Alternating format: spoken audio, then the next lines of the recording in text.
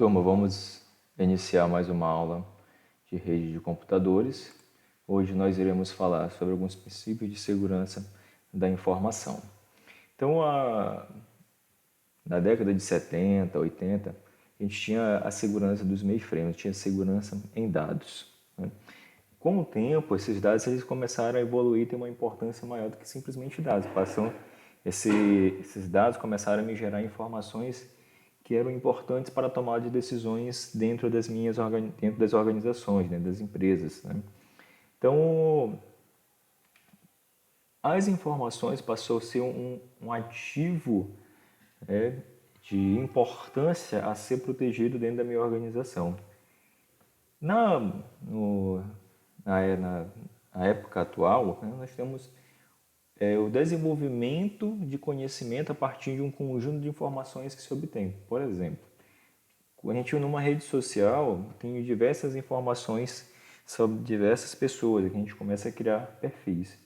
Então, em cima dos perfis do que as pessoas, de fotos que as pessoas estão postando, de lugares que as pessoas estão postando, de busca por produtos, começam a se gerar conhecimento acerca dessas pessoas, do que a pessoa gosta de comprar, o que a pessoa gostaria de comprar, qual o lugar que a pessoa gostaria de viajar. Então, começo a ter conhecimento. E em cima desse conhecimento, posso desenvolver alguma estratégia, para se vender algum produto para um público, né, que tem ali um perfil semelhante, vamos dizer assim. Então, o conhecimento também faz parte das atividades das empresas para poder gerar informação. Facebook, exemplo disso, Facebook, Instagram, que gera uma gama de conhecimento sobre os usuários da rede, né? Só que a segurança da informação e a segurança em rede de computadores, elas têm que partir primeiro de como as informações, né, do fluxo da informação. Que fluxo seria esse? Da onde que o fluxo começa e aonde o fluxo termina dentro de uma organização. Esse fluxo seria o conhecimento que está na cabeça das pessoas. Então, a partir daí se desenvolve, por exemplo, um novo projeto para que um carro, um automóvel, ele venha consumir menos, né? Um produto que venha fazer com que o ar-condicionado ele economize mais energia. Então, isso é uma fonte de informação, é uma fonte de conhecimento que é um valor, que gera um valor agregado para a empresa. Então, isso precisa ser protegido. Só que a gente está falando a nível de informação. Quando a gente volta para a rede de computadores, que essa informação está dentro de uma organização, está dentro de um servidor, esse servidor é protegido, né, por um firewall, né? Esse firewall também protege um roteador, que esse roteador tem dentro dele um conjunto de listas de controles de acesso para poder prover o acesso à internet.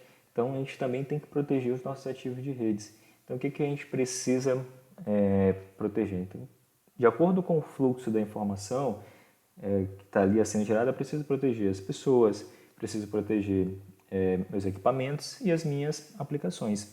Então, toda vez que a gente pensa em segurança, em rede de computador e segurança de informação, esses são os princípios básicos. A base está no fluxo. Aonde começa o fluxo? Até onde vai essa minha informação? Até onde eu consigo proteger esses meus dados?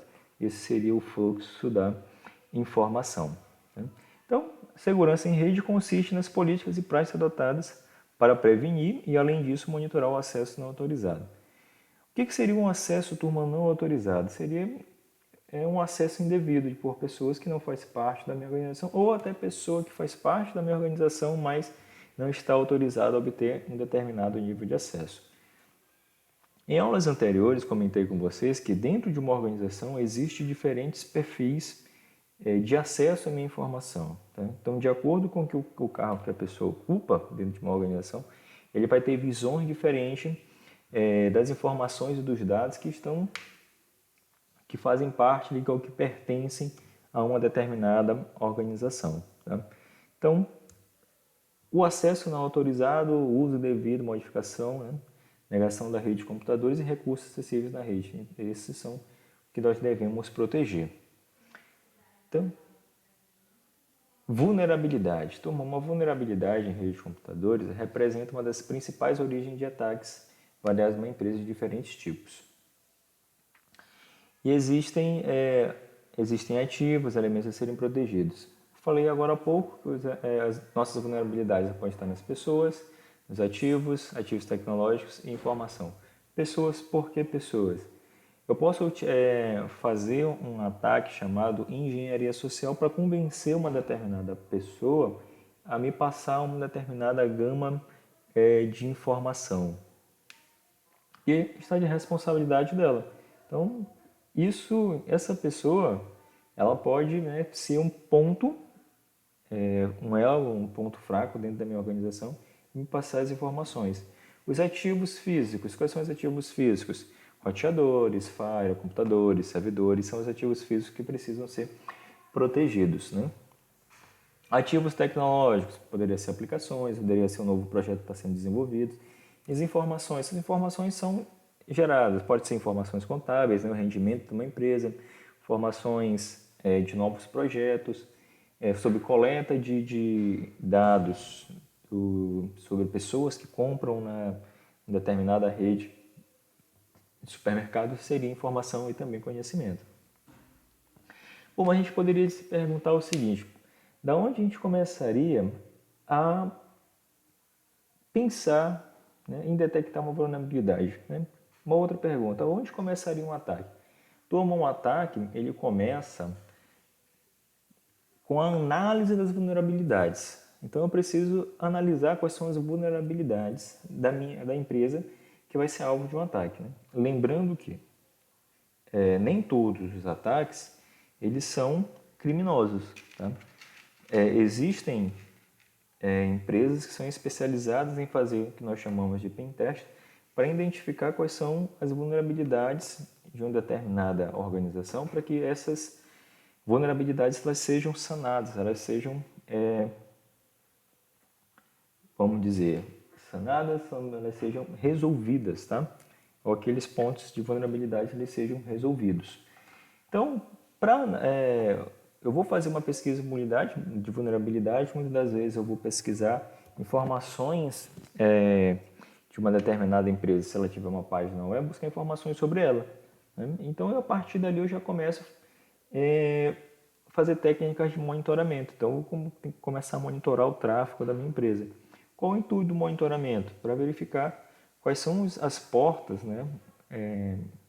Quais são os serviços que estão sendo disponíveis dentro da minha rede. Como é que eu sei que os serviços estão disponíveis? Através dos números de porta ali da camada de aplicação. Tá? Então, na verdade, a camada de aplicação. O TCP ele tem a camada de transporte, oferece o número de porta para identificar as minhas aplicações. Então, eu posso fazer uma outra coisa, eu posso injetar também código malicioso, eu posso fazer uma penetração no sistema através da inserção de um código malicioso. Um exemplo disso, eu posso fazer instalar um keylog no computador da vítima e capturar a informação importantes de login desse usuário da empresa e a partir de então começar a fazer algumas análises, né? Por exemplo, a partir dali começar a verificar quais são os pacotes que passam pela minha rede para roubar as informações. Posso verificar algumas deficiências, né, de implantação do projeto, como é que foi configuradas as políticas de segurança, né? A partir das políticas de segurança, verificar como é que está configurado o firewall dessa empresa. Né? Então, é uma falha aí na implementação de configuração dos meus equipamentos, como é que está configurado as minhas CLs. Esses serviços, eles têm alguma ferramenta de gerenciamento? Se tiver, eu posso também explorar falhas no SNMP dependendo da versão que está instalada. Né? Nós sabemos que o SNMP versão 1 e 2 são versões que não oferecem segurança num negócio chamado Community String para poder fazer a leitura da base de dados. Que base de dados? Da MIB, né? Fazer informações de tráfego lá do meu roteador, switch, né? E demais equipamentos que pertencem à minha rede. Então, o que a gente pode explorar através das vulnerabilidades? Posso explorar falei para vocês, posso explorar porta, posso explorar falhas em configuração, posso também explorar falhas no gerenciamento dos meus serviços. Além disso, posso explorar falha em sistemas operacionais, serviços, posso explorar falha de segurança nas minhas aplicações, por exemplo, falha de segurança lá no banco de dados, às vezes o programador, né, por inexperiência, talvez ele não tenha criptografado a senha do usuário de determinada aplicação no banco, então essa senha está lá em texto limpo. Eu posso, dependendo da minha aplicação, eu posso fazer injeção de código SQL também em uma base de dados, tá, para poder burlar alguns princípios de segurança. E como é que a gente consegue isso, né? Fazer esses ataques? Através de sniffing, IP, spoofing, vulnerabilidade em aplicações e vulnerabilidade em hardware. O que seria o sniffing? O sniffing, turma, está sniffando, está capturando dados na minha rede, tá? Os dados que estão disponíveis na minha organização. Um exemplo disso é o próprio Wireshark, ele fica ali capturando o pacote das transações.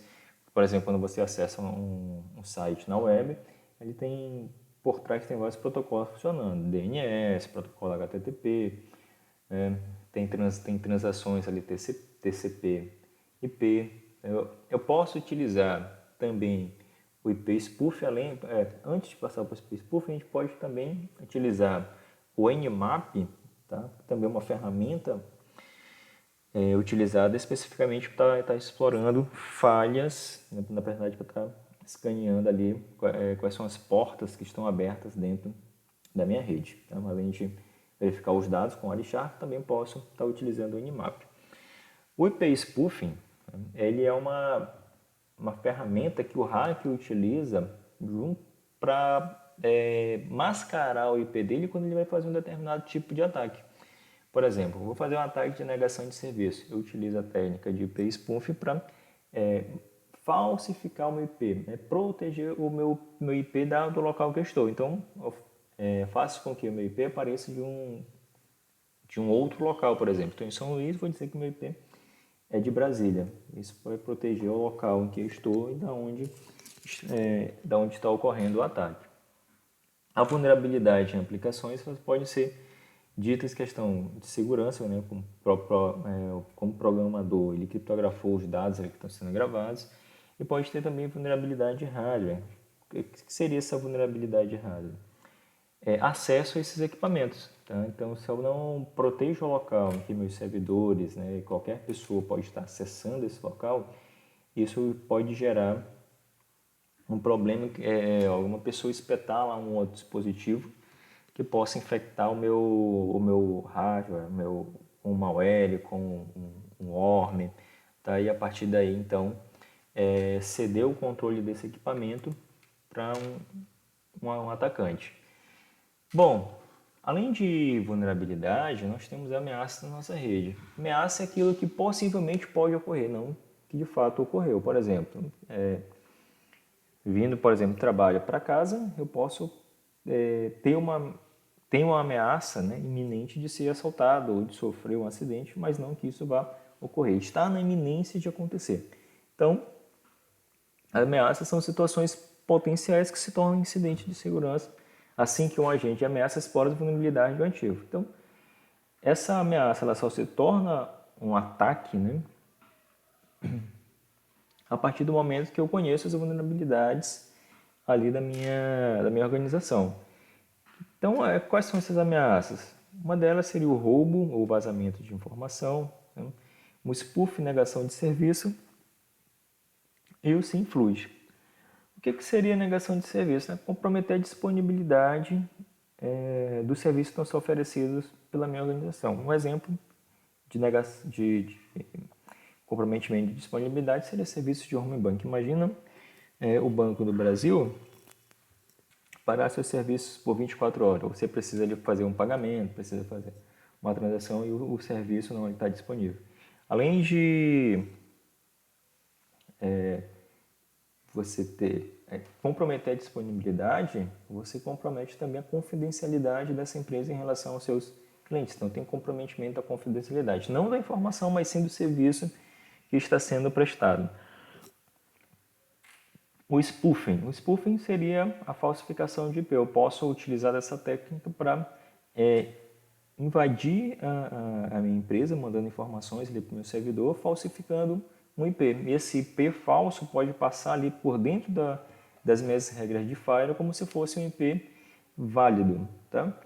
O SymFluid. O SymFluid é uma forma de negação de serviço. Aonde que ele ocorre? Ele ocorre ali na camada de transporte, fazendo uso do handshake triplo. Então, ele se utiliza do handshake triplo para abrir um número muito grande de conexões na camada de transporte e fazer com que haja um estouro de pilha, uma sobrecarga do meu servidor a ponto que ele não consiga responder todas as requisições ao mesmo tempo. Então, isso seria a negação de serviço, ou o SymFluid.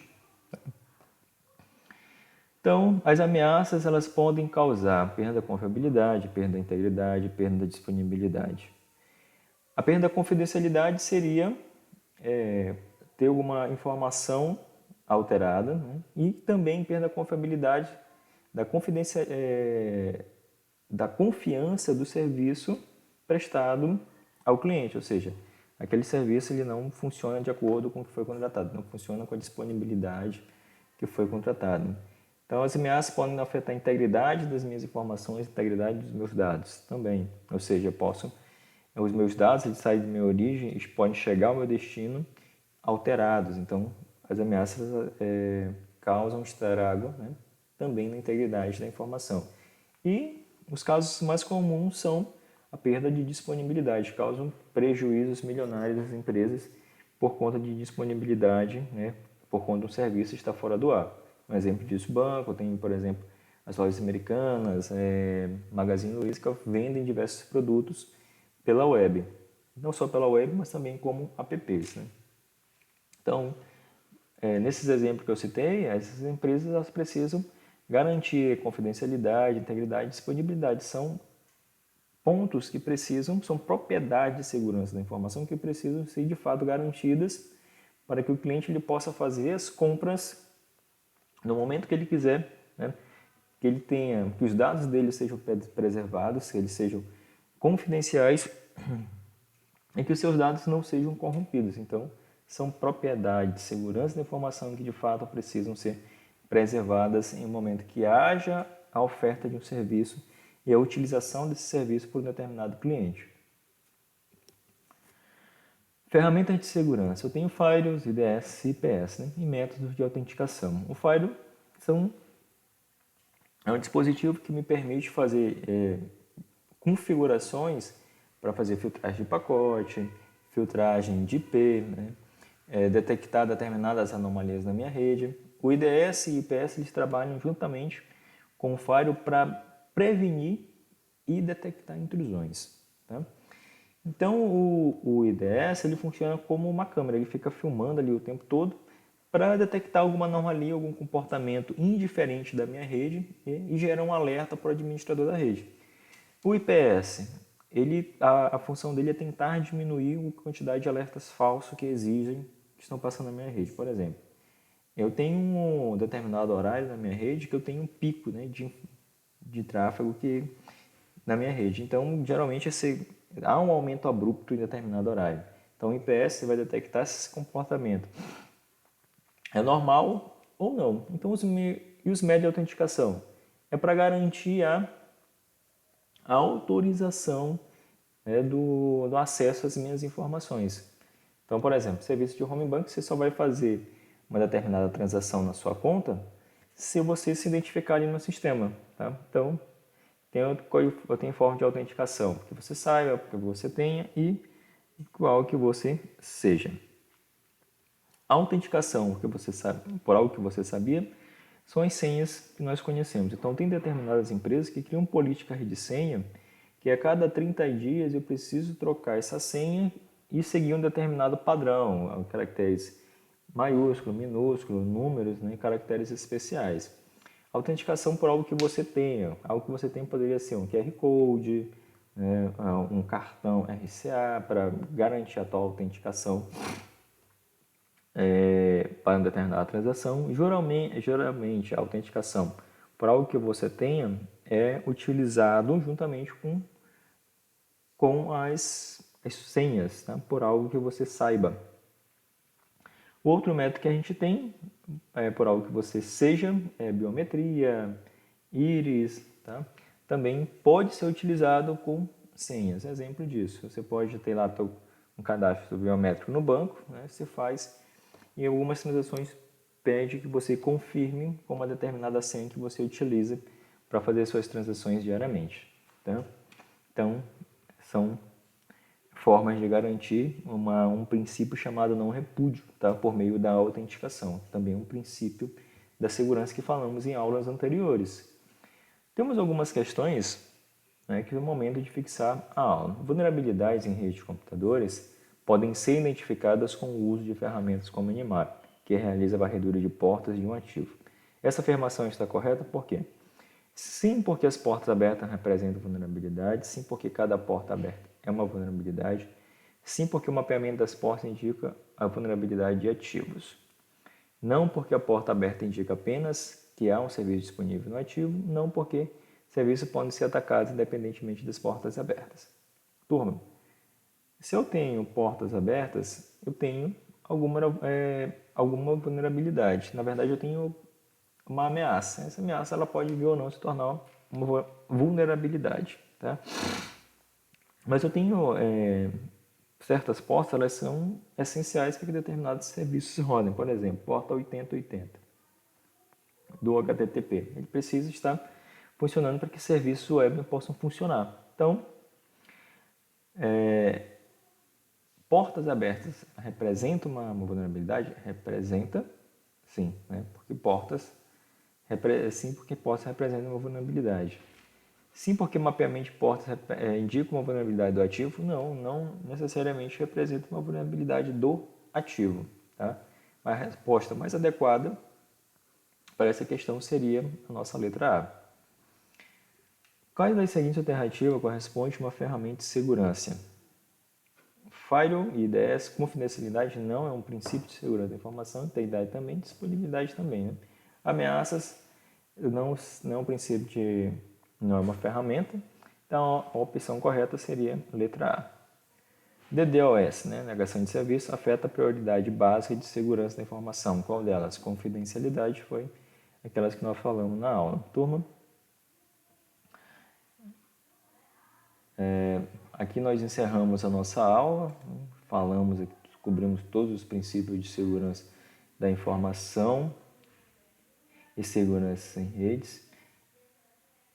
E por hoje vamos ficar por aqui, até a próxima aula.